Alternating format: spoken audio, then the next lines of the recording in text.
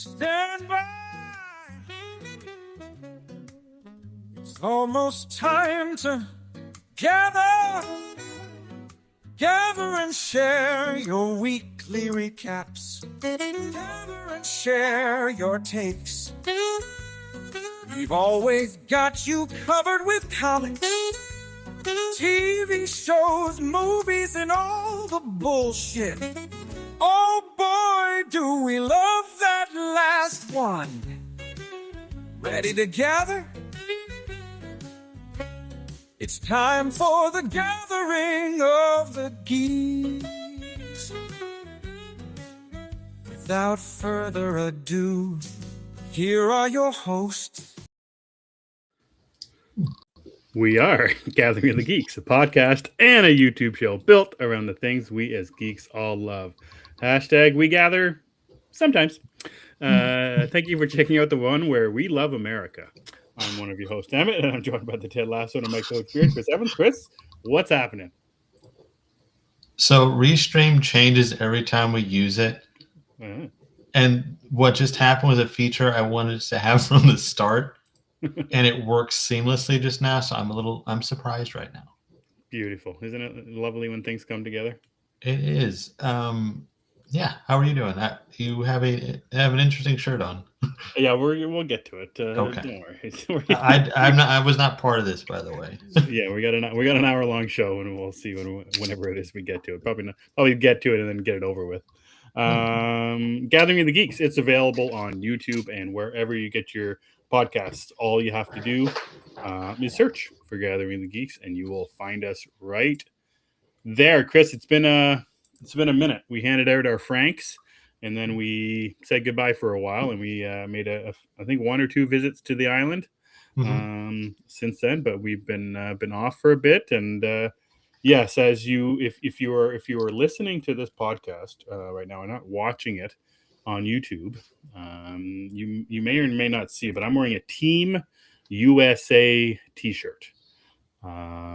If you know anything about me, if you're listening to this, hopefully you know a little bit. And the smallest amount of things you can know about me is that I am not American, but more Canadian. So back during the Winter Olympics, me and a good friend Zeddy made a bet about the men's gold medal game versus Canada and USA. Obviously, I was on Team Canada side. He was on Team USA. Whoever won got something. Whoever lost had to do something. So Team Canada lost. So here I am fulfilling my end of the bet, wearing a Team USA shirt. I will say I've never had to buy anything American related before.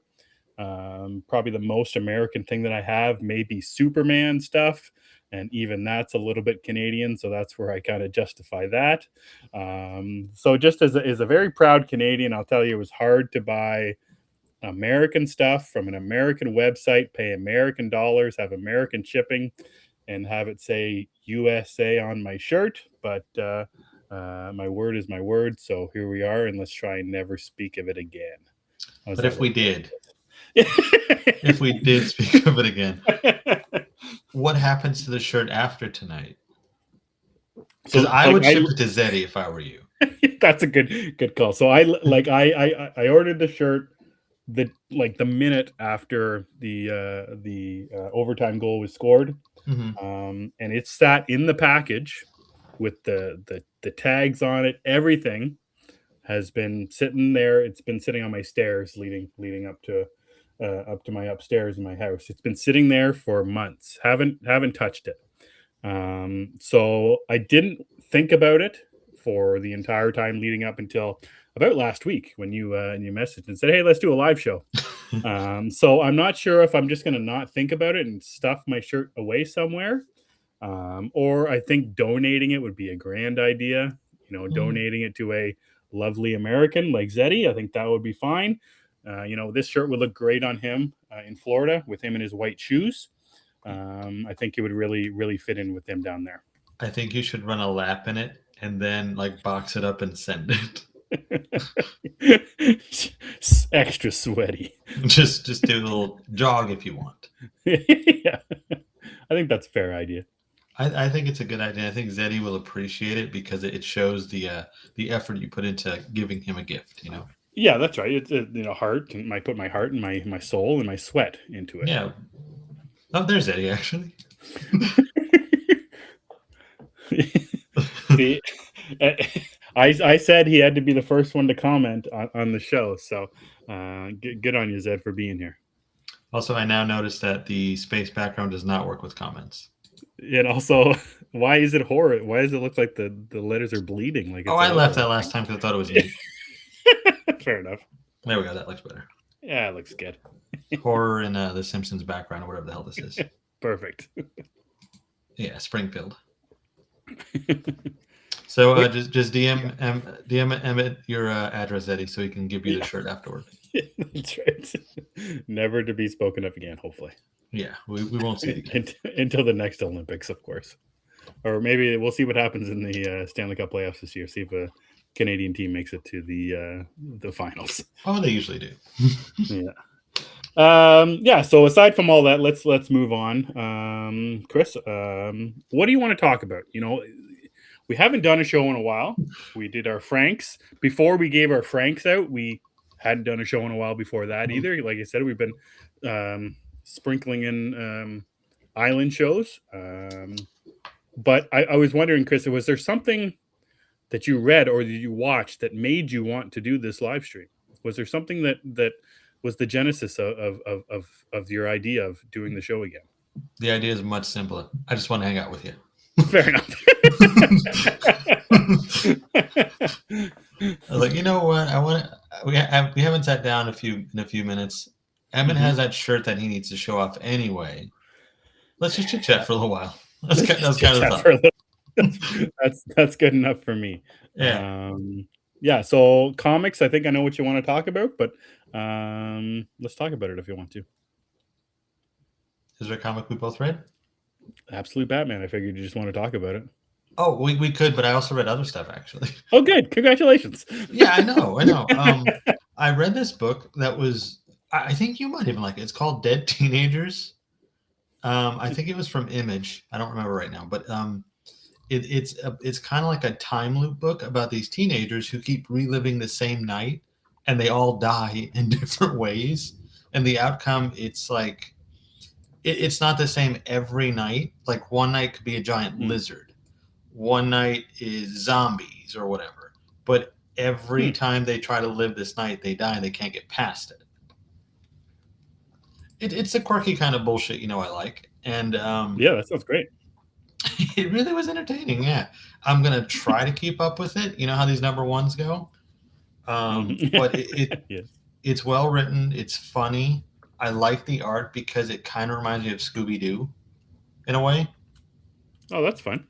Yeah, I like the art. I like the story. The characters seem okay. It's got a larger cast of characters than you'd expect, considering they all just keep dying. But that was neat. And I do enjoy just random independent books now and then. And I think we rarely find them lately because there's so much stuff that comes out, and the amount of time you have to dedicate to these things is even smaller than usual lately. So this was one I enjoyed a lot. Dead Teenagers #1. Yeah, so that's an interesting thought. And I think it wasn't whenever Absolute Batman came out, at some point early last year, early 2025, right? So I guess it would have been 24. Yeah. I think 24, you and I were reading a lot more independent stuff. And then once Absolute Batman came along, it felt like, I know for you and for me, it sounded like Absolute Batman was just took over our brains. It's just like it's like there's no you look forward to it, and comic Twitter is talking about it, and Scott Snyder's talking about it, and whether you don't like it or you really love it, it seems like just constant conversation about it. And I agree with you about the idea that I haven't found as many independent comics the last 6 months, 10 months or so. Maybe it's just I'm not looking forward as much, but it feels like the big two are much bigger lately than I've noticed, for sure. Yeah, that's I think that's the thing. And Also, like you talk about Absolute Batman taking over, but it's really the Absolute universe because, you know, comic Twitter is not the same. I think we both agree. We've talked about this. Nobody really talks comics anymore, and if they do, it's a lot of times just something negative, like, "Oh, I don't like this. I hate this. I wish they would go back to the glory days." Yada yada yada, and that's great. But when it comes to actual comic Twitter, all I see is Absolute now. Like this Dead Teenagers book, I actually just found it because I just scroll through titles. Hey, that sounds like a fun title. Or I see a Yep. cover. Hey, I want to do that. And that's generally how I find new stuff. And I haven't seen anybody talk about this book. Or even what was that book you wanted to read that I read and I didn't really like it, about zombies? Beating Hearts, is that what it's called? Yeah, the Vertigo one, DC Vertigo one, Bleeding Hearts. Yeah. Yeah, like I read that too. Like, okay, this is fine, but I don't love it. Whereas this, I'm like, yeah, this is cool.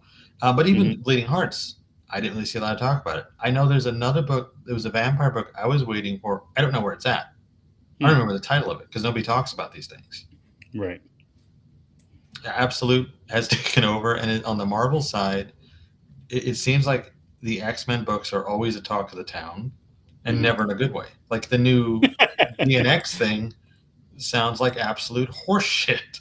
Yeah, did you post something about that today that I saw? Yeah, so I read about it like I think a week or so ago. Whenever the news about it debuted, and it's the idea is they're releasing in the continuity, they're releasing like an airborne disease to make everybody mutants. And it's like, okay, well, we kind of did this in the movie. That was cool, I guess. I think they've done it in comics before. And I was like, all right, I might read this. But then today it was, I guess, announced or whatever, revealed that Beast is the one doing it. Oh, yeah. And I'm like, I don't like this. This is just another reason for me to stay out of the comics for a while longer. Yep. I have Marvel Unlimited. I have hundreds of issues to read from the 70s and I'll just do that. Yeah, the X-Men never make it easy for you, that's for sure. It's rough being a fan. It is. But yeah. Yeah, so Dead Teenagers #1. That's a recent one. Came out like mid-March. Yeah, last month. Looks like it's only a short one too. So I see 4 issues being done in June, and then that's the end of that one. So not too much of a commitment, which is always a good thing. You might want to check it out, though. I think you might enjoy it. It's fun. I believe I shall. I read that. I am up to date with the new Moon Knight Mark Spector book. That had a really cool twist in it. Nobody reads Moon Knight but me, so I could spoil it. Bushman is back. I thought that was a pretty awesome reveal. Which Moon Knight are we speaking of? This is still one by Jed MacKay. He's still on it, but this Jed MacKay basically is Moon Knight at this point. His newest title, because they killed Mark in the standard Moon Knight title, and then they brought him back in like a tie-in book. I didn't read it, and then they put him in another book called Mark Spector Moon Knight. And the idea behind is that a Marvel thing to have the same character, same writer, but being named different like titles? Like it's not just Moon Knight. It's like Mark Spector and so. Is that just a Marvel thing, or? It seems like it is, because I think Daredevil had a similar thing recently, didn't it? With Chip Zdarsky? I could be wrong. Yeah, I can't remember. Just Mark Moon Knight alone. Like Jed MacKay's been writing this character for 5 years, like a long time now. Whatever it's been a glorious time. He's got like 3 different named books rather than just Moon Knight. Oh, they cut him down now. So I think it's only the 1 book now, which makes I can read it again. Because when it was like 3 or 4 books, I just checked. I'm like, nope, I'll catch up later. And thankfully, the Mark Spector Moon Knight book is really easy to jump back on. Oh, good. It was really interesting to start with because Mark was being held captive in this like simulation type situation, and he was watching a TV series called Moon Knight. Oh, good. In his head, of course. So then this most recent issue had some cool reveals and stuff. So Moon Knight's back. But yeah, Jed MacKay is just Moon Knight now. Good. Yeah, I like it. I read that. I finally got to read, I read this earlier, the Greg Rucka Batwoman book I was waiting on. Oh, I thought it was still upcoming, but that's good that it's come out now. Yeah, well, it was actually in the middle of last month too, but I Oh, just read nice. it Okay. today. Um, I don't know. I don't know. Mm. The art, it burns my eyes. Oh no. Yeah, and you know how I am with art. I can't. I have a problem reading the story if I can't do the art. Yes. There's literally a panel where Alice has no nose or mouth. It's just eyes, but you could see the mouth and nose area. And I just no. Weird. Yeah, I'm gonna stick with it because it's Rucka, it's Batwoman. Yeah. I'm going to, but I need a different artist, or I need them to pick up the slack here. Something's up.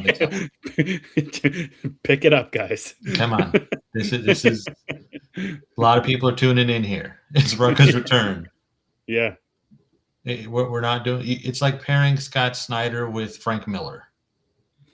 Mm. Eh, I don't know how that guy's still getting checks, but Yep.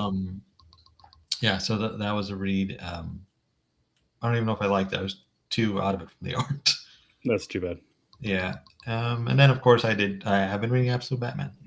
Mm-hmm. Have you read Yeah. anything So other we've than that? yeah. So other than that one, so one of the books you mentioned, Bleeding Heart. So that was one of the first entries into kind of DC Vertigo's relaunch. Mm-hmm. So I read the first issue. I haven't read the second one of that one, but one I have kept up on. It's got 2 issues now. Is The Peril of the Brutal Dark. It's one from oh shoot. Um, Jacob Phillips, or damn it, I gotta look this up now. I think it might be. Yeah, hold on. Let me look. Brutal Dark Phillips. Peril. Related to Stephanie Phillips?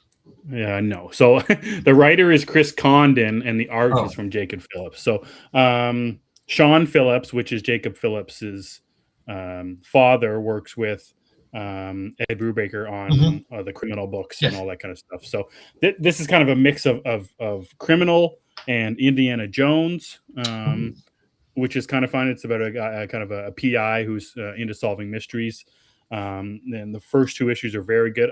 I think the more I go along and the more comics that I read, I think mystery and like spy stuff are some of my favorite. Is one of my favorite genres of comic books. Maybe just because I love the criminal series so much and the Reckless series from Brubaker and Phillips, but really happy and really awesome to see Vertigo back.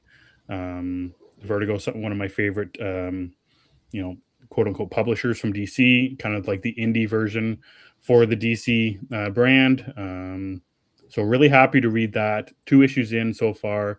Going to keep reading that. I want to get back to reading Bleeding Hearts, but I know there's going to be a ton coming from DC Vertigo. I think there was one just announced today, kind of a new 100 Bullets I saw that. Yeah. comic. Yeah, so I know you're not the biggest fan of Brian Azzarello, but No. he's kind of an acquired taste. But just kind of cool to see, a brand, brand. I guess it was so popular for DC with Vertigo, and just more of it coming out and giving creators more, more of a sandbox to play in. So I really like seeing that. And the other thing that I read recently that's really, really exciting, and I was talking to you about this yesterday, did the day before, but the Superman and Spider-Man book, number 1 that came out a few weeks ago, and then the second printing is coming out soon, or pre-orders are almost ready for it. Yeah, and we talked about this when we had Nico on 3 Movies in an Island, the idea of Spider-Man being such a, I don't know, a universally easy to get into character. Something that the more you watch, the more you want to watch, the more you read, the more you want to read. With Spider-Man, and like his team up with, of all the DC Marvel books that were announced over the past little while, this one is so picture perfect, for a lot of reasons. Obviously the newspaper idea to it, the joyful and hope level that is both with Clark Kent and Peter Parker and Spider-Man and Superman.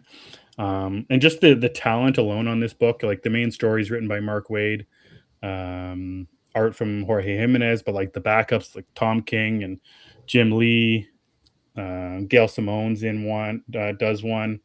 There's a really fun one from Matt Fraction where it's Jimmy Olsen and Carnage. It's like That's interesting. yeah, That's a pairing there.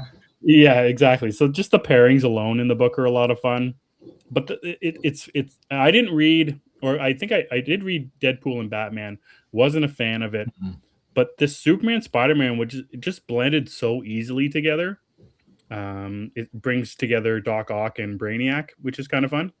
In the main story, which is kind of a interesting idea, the mad scientist versus like the constant AI tech ruler in Brainiac. So the villains blended really well together, and Peter and Clark blend really well together. Everything just kind of comes together in the mainline story, and then the backups are just a ton of fun. So like after Batman and Deadpool, I was kind of down on the whole DC Marvel idea. Like I didn't know if I really cared, and I didn't read the Deadpool and Batman one. Did that one come out for Marvel yet, or is it hasn't come out yet? I can't remember. I don't remember which one I read. I read one of them. I thought it was terrible, and I didn't look back. I think that was my idea too. So that was the DC one, but I can't remember. Was it? I thought that was the Marvel one. So it was either one.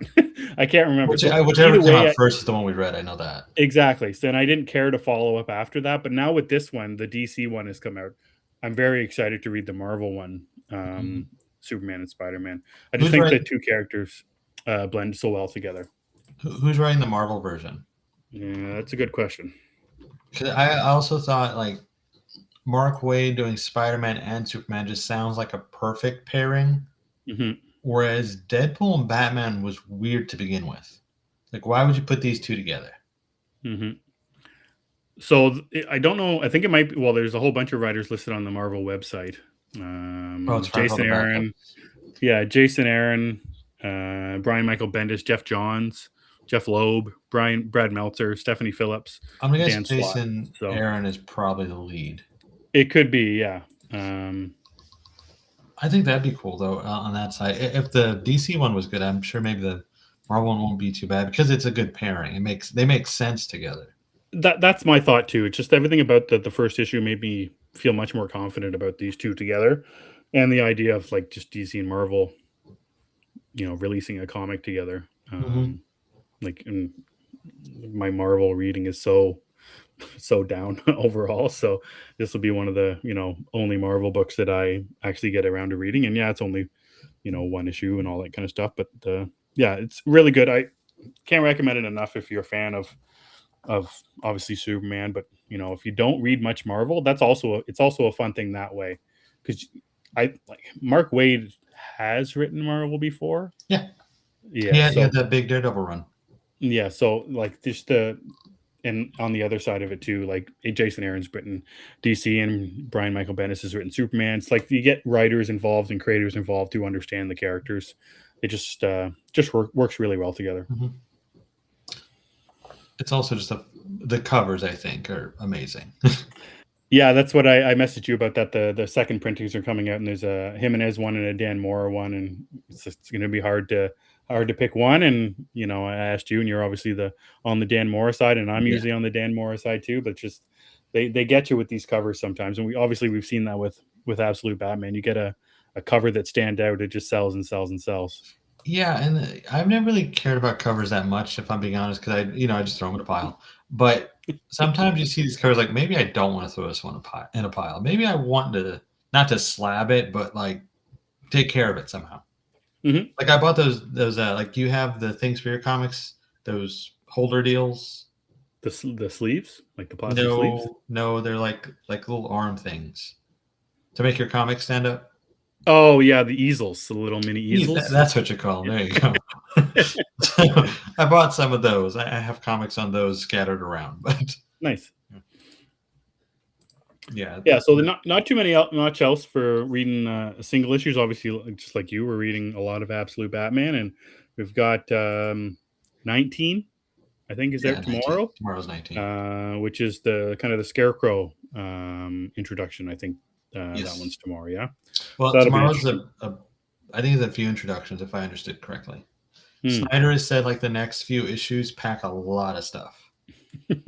and he said something about these next few change the status quo of Absolute Batman, which I think we know from the synopsis for 20. So, Oh, okay. Yeah, the Robin issue.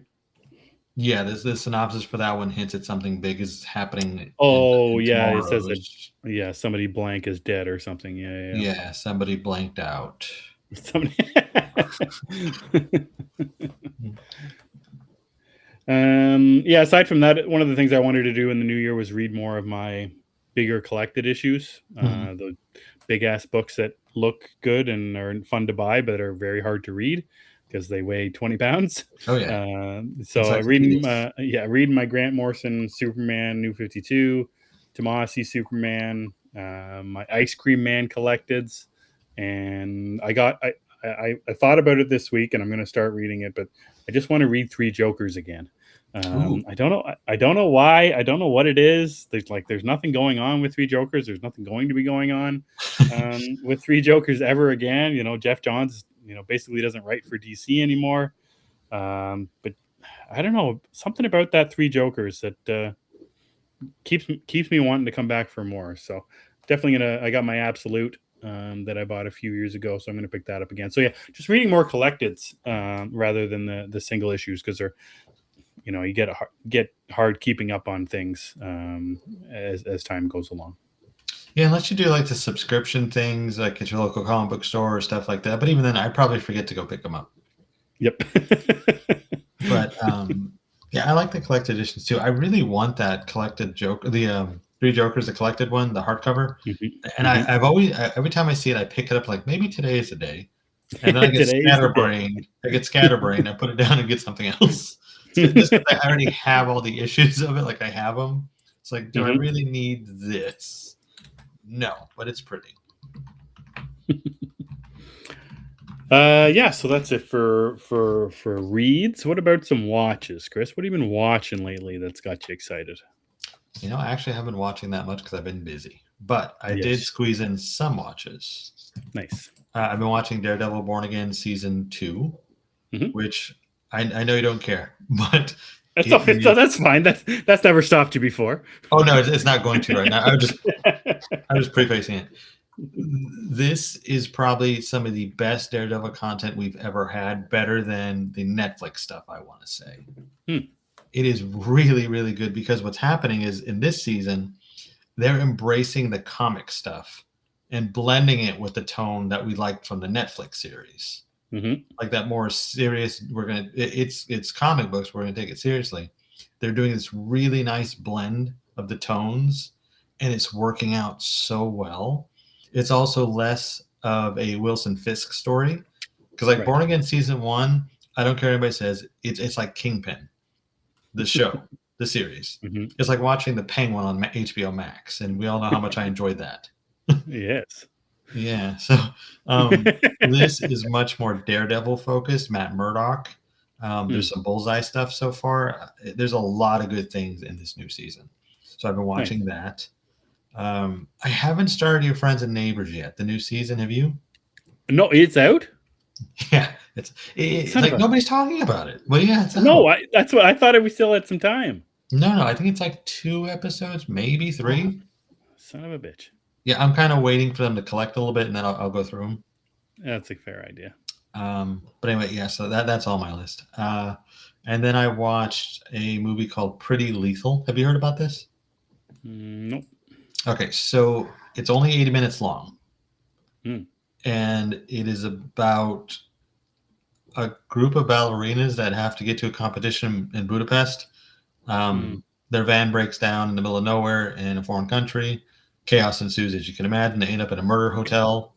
Uma Thurman is there. She's eating the scenes. Oh my gosh. There's a lot of violence, throats getting cut, all kinds of stuff. And for 80 minutes, it is entertaining. You just kind of have... That's nothing. 80 minutes? That's no right. It's a breeze. You just kind of have to really suspend your sense of belief. I see. Yeah, you're gonna have to put that away, because like they're doing ballet moves to murder people. Ah, Yeah, so it's not like Ana de Armas ballerina where she's like an assassin posing as a ballerina. These are actual right. like 20-something ballerinas with no fight experience. That sounds Or like a comedy. great time.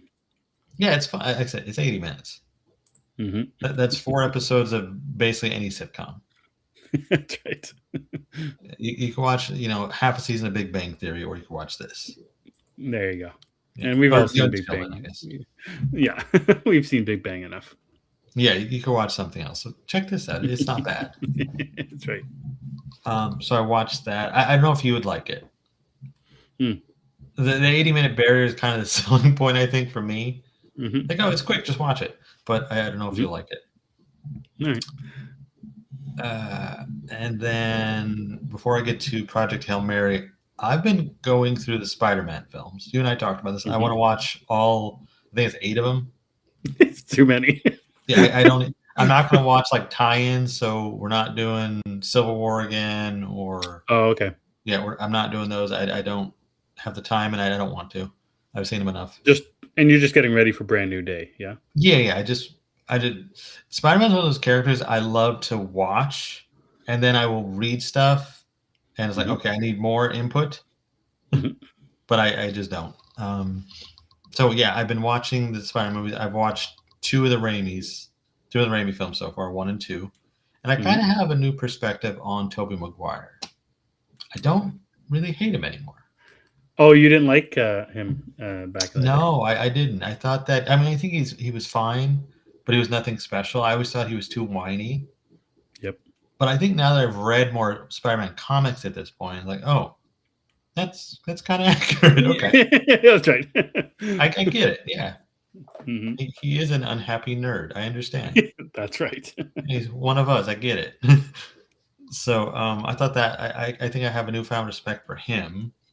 I still love the first one. I still don't like Kirsten Dunst though. Yeah. Not a fan.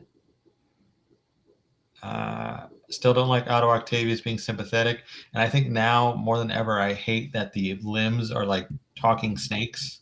Right. Yeah, they have like their own brains, kind of. Yeah, why couldn't he just be insane?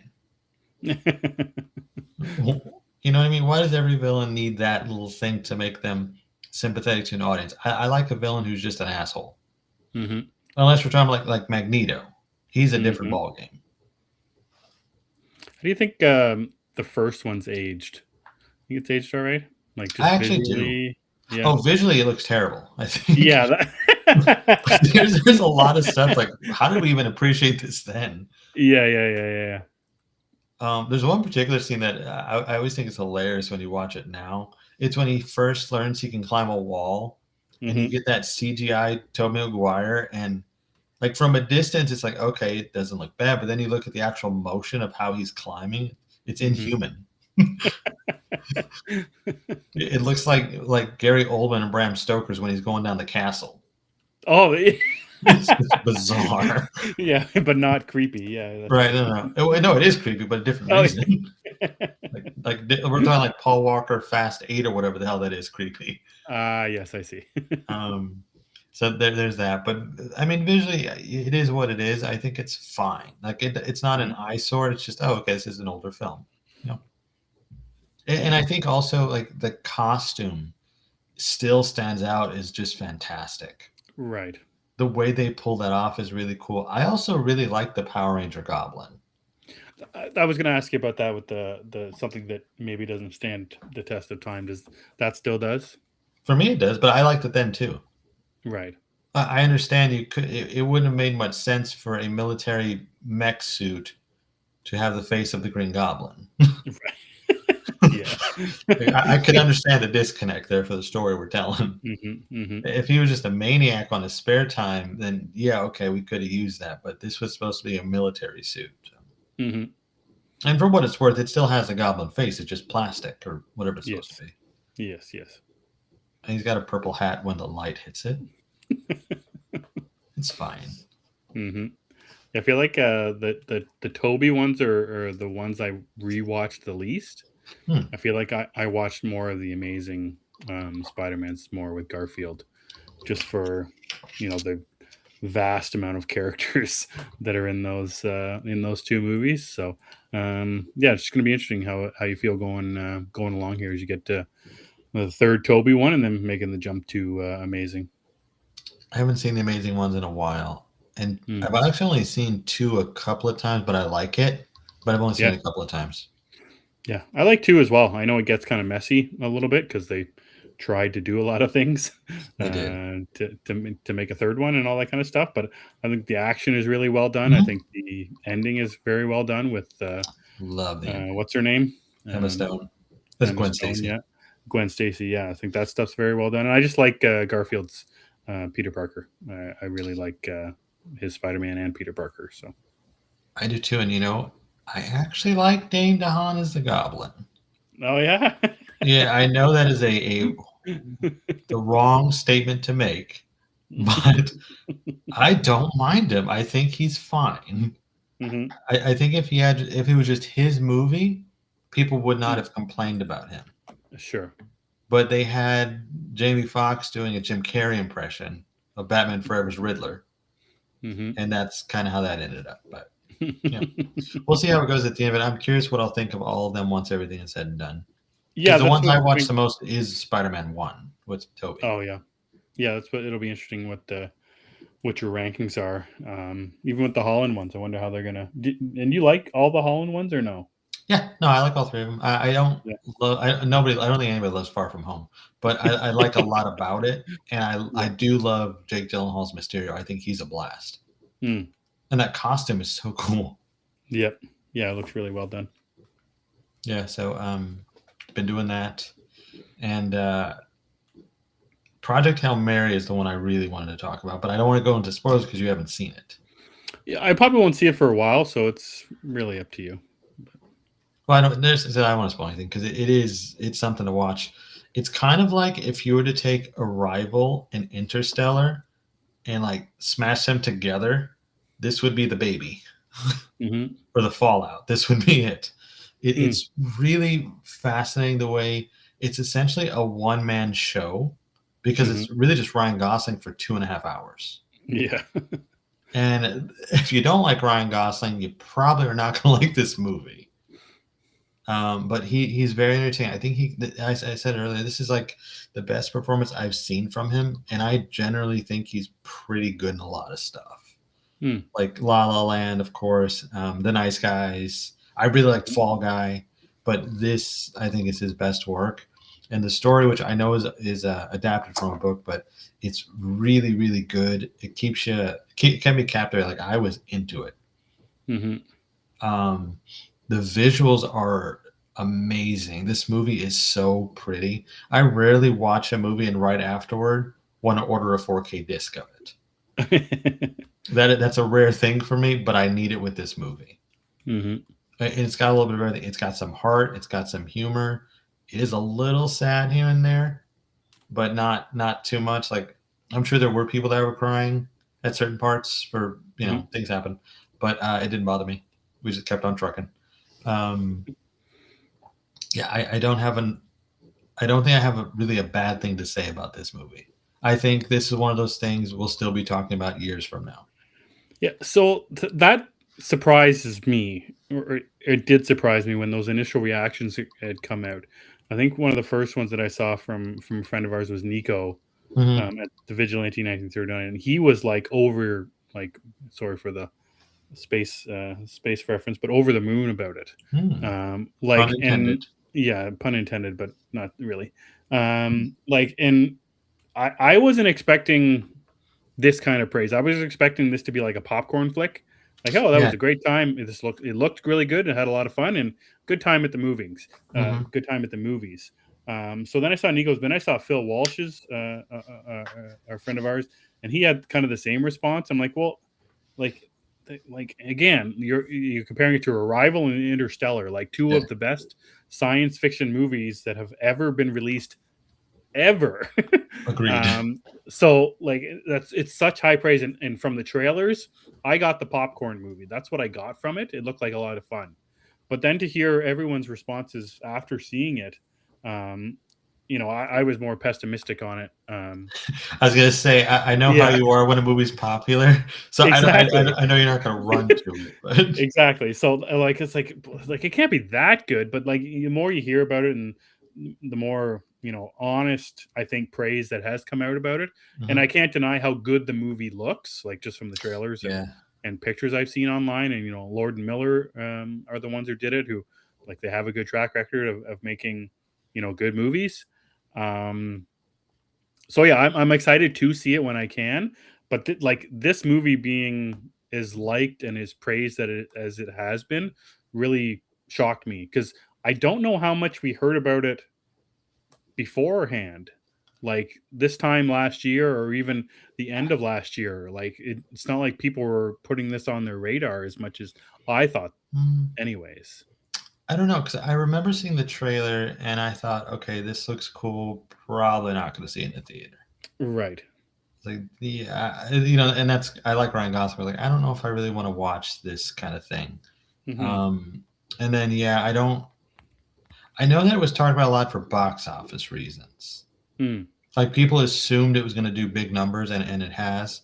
But I remember that being the conversation, not so much, oh, this is going to be good. It Mm-hmm. was the box office. But I also know the book is really well reviewed too. Mm-hmm. I didn't even know it was a thing until this movie was being made and whatnot. But Mm-hmm. yeah, I know I saw the trailers and I was like, okay, this is fine. But I remember mostly being box office talk. I think that was the bulk of it. Mm-hmm. And now it's become a juggernaut as far as box office goes and the reviews. People really love this movie. Mm-hmm. I don't think I've talked to anybody who doesn't. Even our friend Cookie Monster loves it too. Mm. She's she was one of the first people I saw who had a genuine reaction to it as well. I remember Mm. when it came out, she was really into it. Anthony Caruso, another friend of ours, I Mm-hmm. think it's his number one movie of the year so far. Oh wow. Yeah, it's really popular. Mm-hmm. It's one of those movies. I'm also sure, like, give it 2 months, people are gonna start finding reasons to hate it. Yeah, that's fine. Yeah, like, it's not that good. Rocky's crap. Mm-hmm. I don't want to hear any slander about Rocky. Yeah, that's the alien guy, right? In it, is that who that is? Yeah, I didn't know what I'd seen like the GIF since I was like, what is this crab? I didn't understand it till I watched. Like, oh, now I get it. I thought it Mm. was I thought it was a space crab. Yeah. Yeah. No one can hear you crack crabs in space. Yeah. Yeah. So I'm excited to see it too. I'll check it out when it's on digital, which probably shouldn't be too long. But yeah, I get. Yeah, good for Ryan Gosling, I guess, is one of the things You know what? I Yes, like I to say. agree. Because that guy needs a hit. Yeah. Him and Glenn Yeah. Powell. Maybe more him Yeah. than Glenn Powell. Glenn Powell. Yeah. Glenn Powell. Glenn Powell. Yeah. That I watched How to Make a Killing. I don't even really want to talk about it. Yeah, I thought that movie would be, just from the synopsis of it. That movie's right up your alley. I It thought it would should have be. been. Yeah. Nope. Go see Project Hail Mary, folks. Yeah. No more Glenn Powell. He's done for. Let him take a nap. But he was good in the Mario movie. I like that. So Huh? he's in the new Mario Gal. What the hell is this thing called? Super Mario Brothers. 2 Galaxy? Mario movie, like Mario Yeah. Mario. Yeah. Super Yeah, Mario yeah. Galaxy. Yeah, he's in that. I liked him in that. Oh, okay. That's interesting. Well, that's fine. It's a cartoon. Yeah, maybe that's his lane right now. He's a voice guy. Yeah, stay animated, Glenn. Oh. Running Man was cool. Then he did that other one. Stay animated for a little bit. Yeah, I haven't thought to check out Running Man yet. I like the I haven't seen the original, so to me it was it was fine. I had nothing to compare it to.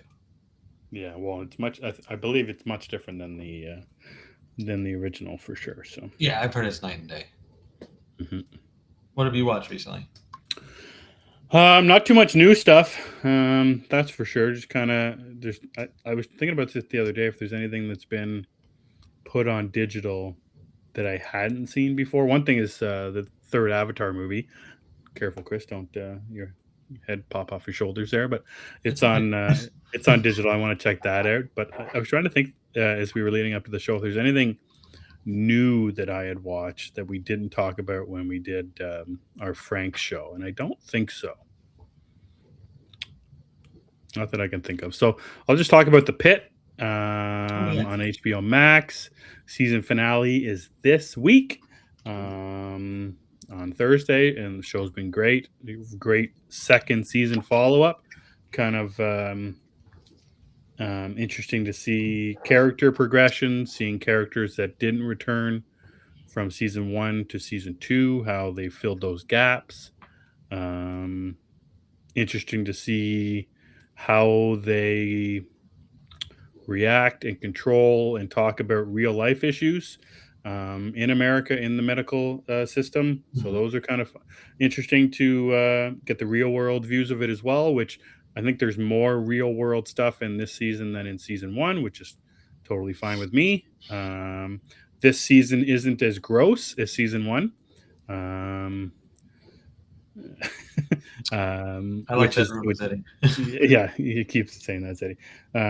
So it's a little bit of an easier watch that way. Like in the first season, there was much more gruesome stuff. There was basically a full on giving a birthing scene. Like, so it seems that they toned down the violent nature in this season, but the emotion is still very high. The storylines are very interesting.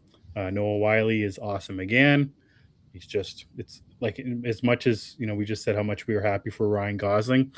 It's nice to see nice things happen to good actors and good people, and it's nice to see Noah Wyle getting you know, his fair share in season 2. So yeah, it's gonna suck when it's season 2's over again, but I think season 3 won't be too far behind. I think much like Night of the Seven Kingdoms, I think they're gonna kind of get this on a regular filming routine, so it comes out every year, which is what a noble idea. Yeah, lovely to hear. So that's good. What else did I watch recently? I rewatched the newer Alien movies over the past week. So Prometheus, Covenant. I saw you posted a picture. Romulus. Romulus. Yeah. How did Romulus hold up for you? Yeah, so this is the first time I've watched Romulus since the first time I watched it, and then my son watched it on a flight when we went to the Dominican 2 years ago, and he watched it on the flight. This was like his first R-rated movie that he watched on the, you know, the little screen on the back of the TV. So I kind of watched it in between then. It was much like anything that I watch this like very regularly and consistently.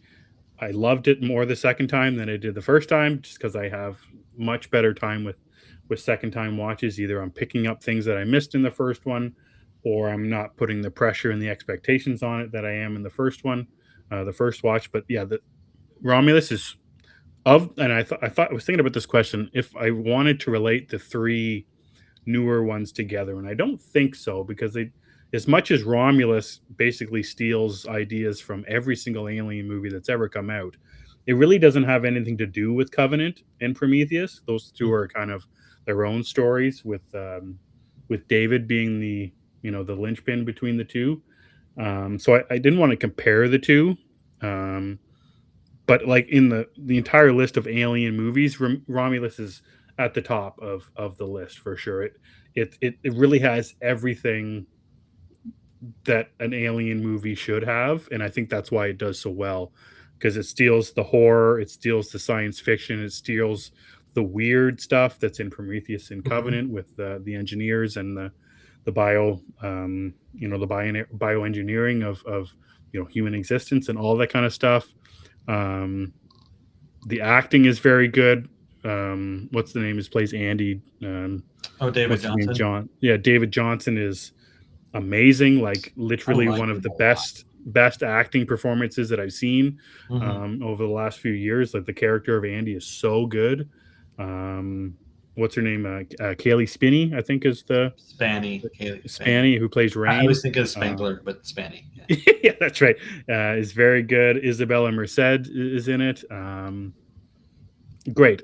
Romulus is so good because it has almost everything that I like about the Alien movies. Like I said, the horror, you know, the chest bursting stuff, but then the weird stuff that's in Prometheus and Covenant with the engineers is stuff that I very much love as well.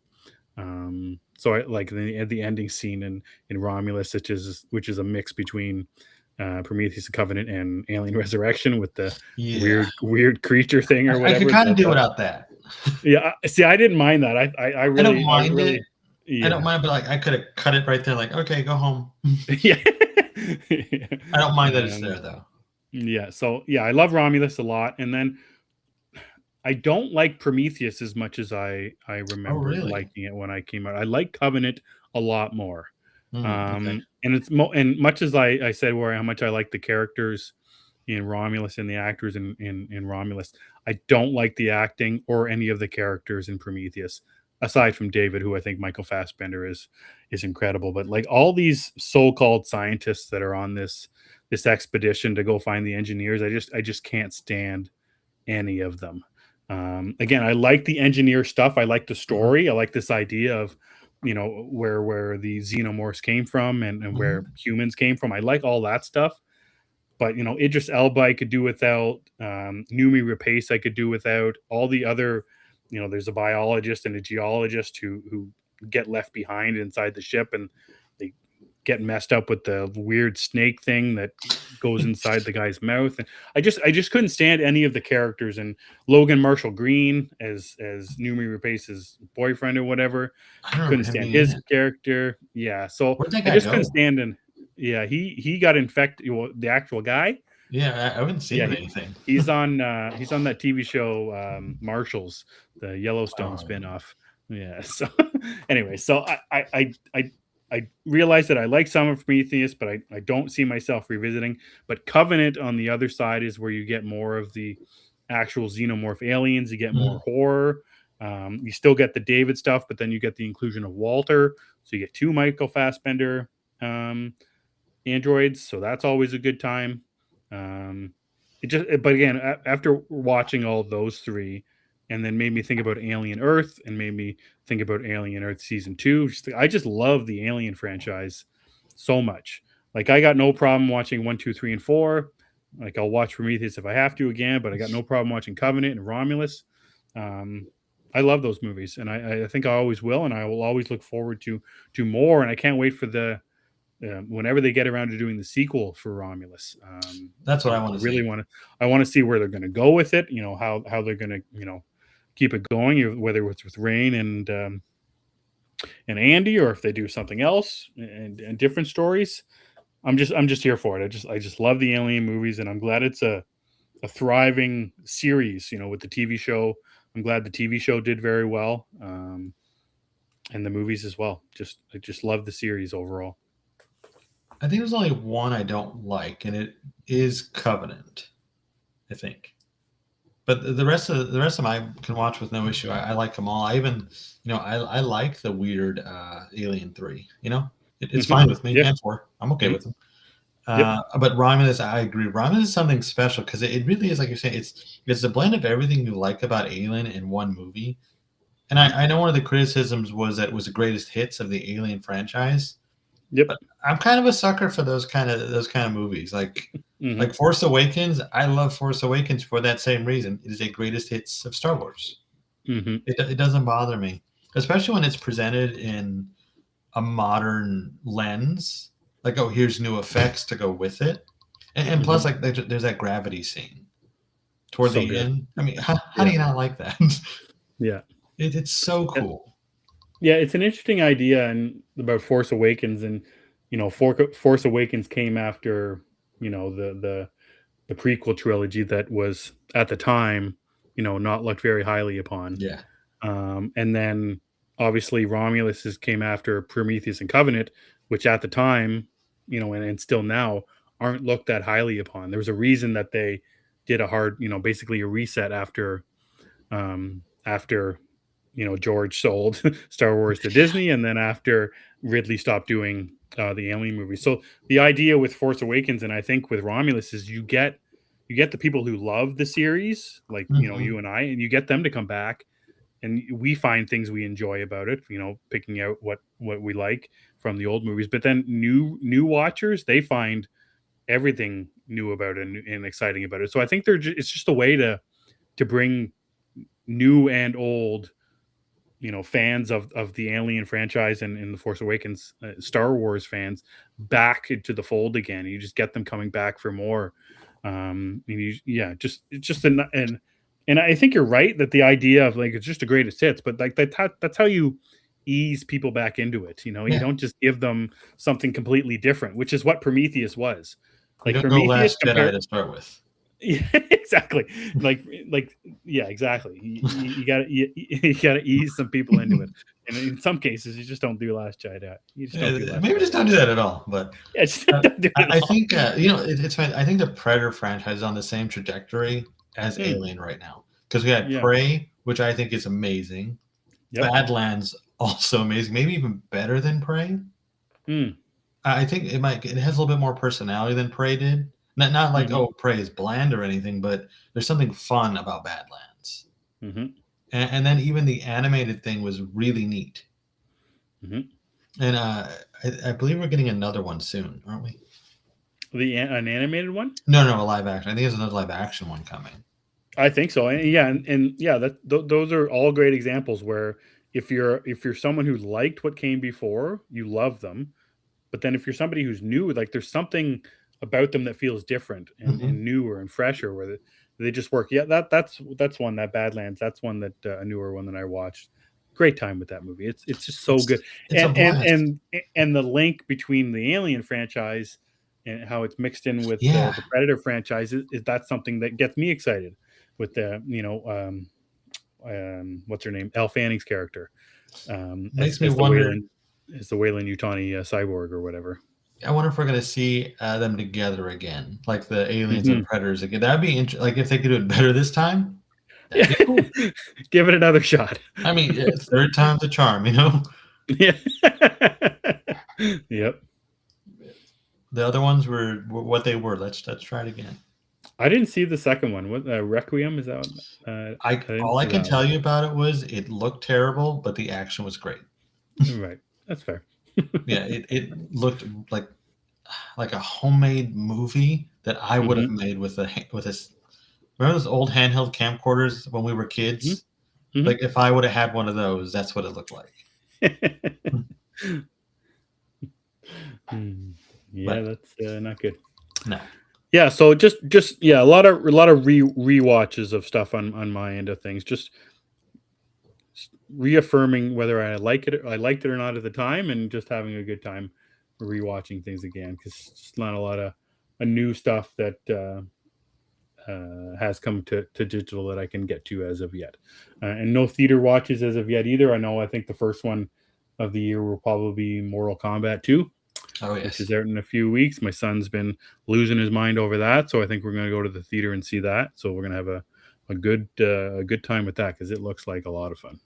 The Shao Kahn popcorn bucket will probably fit his head. Have you seen that thing? I haven't seen it. No. So it's the full helmet, and you put the popcorn in the helmet, and then the top of the head comes off. It's a very odd design, but I'm pretty sure the helmet could be worn by a child at least. Yeah. He'll wear it. I would try to, but it's just not going to work. The Wolverine one didn't, so that one won't either. I'm also very excited for that. Yeah. All right. Anything else you want to chat about, Chris? No. I think that covers everything. I saw Mario. I don't really want to talk about it too much. So yeah, I think that covers it. See, my wife asked me about that before it came out, and I was like, "Yeah, it looks good. Let's go see it." And the more I saw people talking about it, I'm like, "Yeah, I think we can wait. I don't think there's anything earth-shattering that we need to spend some money on to see that one at the theaters." Not really. I mean, it's just it's what you'd expect. It's a Mario cartoon. Nothing wrong with it. It's a Mario cartoon. Yep. Yeah, at times there is nothing wrong with that, but just not going to be for me in this case. So that's all right. Yeah, Mortal Kombat. It's a couple weeks away. That is the one to go see. And they had something at CinemaCon today. I didn't see what it was though yet. Oh yeah, probably showed a scene or two. I think it was the same clip they showed at another convention of Johnny doing something. They're really pushing Johnny Cage on us. I was just thinking that. Why I get it, but I'm surprised that that's the lane they're going. I don't mind it, because I guess I like Johnny Cage and all, And I think Mhm. the original 2 films focus so much on Liu Kang. Liu Kang, yeah. I think the shift is fine. Let's shift to Johnny Mhm. Cage. Mhm. And maybe like Liu Kang takes over toward the end of the movie. Who knows? Yeah. I think it is safe to say the character they created for the first one probably dies in the first 10 minutes. Yeah, let's hope so. Yeah. We'll A see. lot of deaths. That's what I want to see. I want to see I a lot got of gruesome deaths. I got my IMAX ticket. I'm waiting. Oh, sweet. Yeah, nice. Yeah, that covers it for me. All right, sweet. All right, well, let people know where they can find you if they so like to. If you guys want to, you can follow me on the Twitter at thatchris70. I'm also on Threads. I think it's the same name. I'm really not sure. But I do a bunch of different bullshit. You can find it all there. Now, as always, I would love you to follow this show at G of the Geeks on the Twitter. And Emmett is better with the rest of the plugs, so he'll take over. Yeah, you can follow me everywhere at Emmet Davis 7. Gathering of the Geeks is available on YouTube and wherever you get your podcasts. You just have to search for Gathering of the Geeks and you will find us. One thing I'll say for this year, we're going to have a lot more audio only podcasts when it comes to TV reviews. It's going to be, I think, a big year for TV. We've got The Vampire Lestat just over 2 months away. So that'll be a good time. So expect that in your feeds very soon after release date. So we're very excited about that one. So just make sure you're subscribed wherever you get your podcast, Apple, Spotify, all of the good things. In saying all that, for Chris and myself, and well, we gather sometimes. In obsession. Hey, you, yeah, you. As the saying says, you don't have to go home, but you can't stay here unless you really want to, though we support you. Thank you for joining us. We'll see you next time.